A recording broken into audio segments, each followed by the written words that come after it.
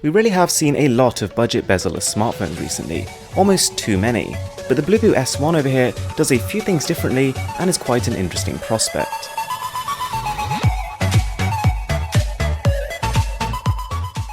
So as always, we're going to kick this off with a very quick unboxing. Feel free to skip it if you just want to get straight into the review. First impressions of the box itself, really high quality. Nice matte plastic exterior and some nice shiny gold and silver writing. We've got the insert at the beginning which has the phone inside of it, looks quite nice, and we've got two boxes inside, so the large one contains a charging adapter. Also, rather interestingly, it comes with a USB-C to 3.5mm headphone jack connection. This is one of the first budget smartphones to skip that headphone jack. We've got the USB Type-C charging cable. Notice all of these accessories here are white, whereas the actual phone is mostly black. That is a bit of a shame. We've got an instruction manual, warranty card, and then a rather thick little screen protector.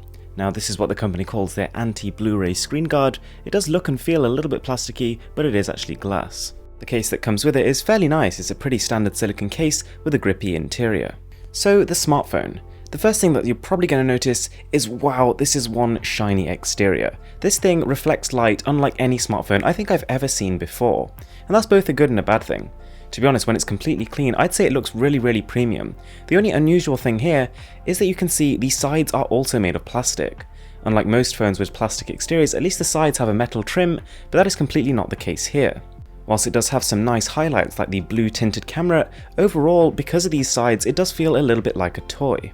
It's got a fairly slim, almost flush profile, but it's still slightly heavier than you would expect given its plastic construction. Also, fingerprints. So many fingerprints. Pretty much after picking this up for the first time, you will lose that brand new finish. Having said that, it's fairly grippy and it's still comfortable to hold due to the even weighting of its parts. So overall, a little bit of a mixed bag. So then we have that screen. That is a 5.5-inch 1080p panel, but more importantly with a 90% screen to body ratio. Now first of all, that is a good screen to body ratio, but second of all, it's not quite what was advertised. This thing does still have bezels. Looking at the promotional banners, they've almost completely hidden them from view, so it looks as if it's completely bezel-less, but it isn't. The display has some pretty rich colours, and the contrast is good, but not fantastic.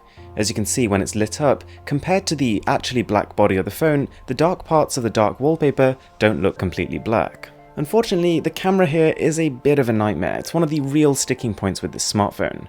It is a supposed dual camera, and it does have the potential to capture good photos with lots of detail and surprisingly rich colours and contrast, as you can see here. The only problem is, I don't think there's actually a dual camera here, and if there is, it is doing more or less nothing. First of all, opening the dual camera mode, the phone becomes extremely laggy. Then actually using it to take photos, you'll notice this kind of effect it creates, this tilt shift where it's focusing on the centre and blurring everything else around it, doesn't require two cameras at all.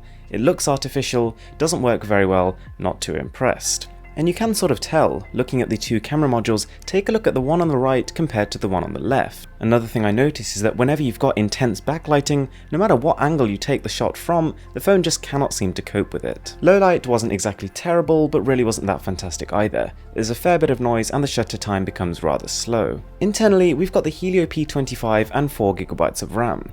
And I'm willing to bet that a lot of you guys will almost be bored of hearing this chipset name. It seems to be the processor used in just about every one of these smartphones. But you'll be pleased to know that within this phone is one of the best implementations of the chipset.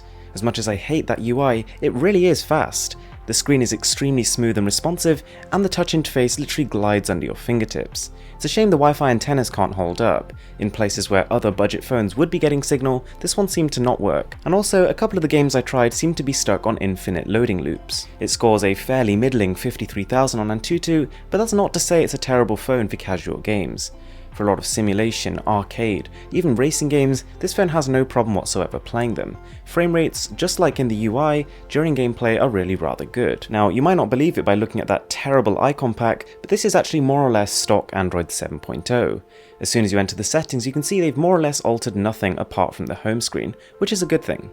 Something else I like is that flicking left from the home menu, you can access your most important news. No, but jokes aside, it is actually genuinely quite useful. It's quite reminiscent of HTC's Blink feed, and it's a good way to summarize everything that's happening in the world. As we've seen with a few of these smartphones, the home button doubles as a back button, and that seems to work pretty well.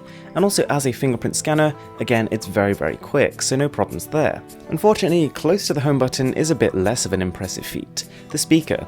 The right speaker is the only one that actually sends output, and it's not very loud. It's really not very impressive for something which is meant to be a media consumption device. They talk about how good videos look, but they're never really going to feel that good if the audio sounds this crummy. The battery is good. With a 3500 mAh capacity, it seems to push through about a day and a half of solid usage, which combined with Google's Android 7.0, a more or less stock version, with not too much bloatware, is about what we expected. Another plus point here is that because it's got 5-volt fast charging, you can pretty much get to a full charge in about an hour and a half, which is not the very best, but really quite respectable. There is also loads of storage on the phone. We've got 64GB internally, only about 10 of that is taken up by the operating system, and it also supports SD cards up to another 256. So there we go, that is the Bluboo S1. It has a really rather unusual design language, but underneath that it's running a fast version of stock Android, and that is refreshing. Unfortunately, it's far from the most powerful phone at this price, and combine that with a poor audio quality and a pretty undesirable camera, and we have a phone that I can only really recommend to a certain type of consumer.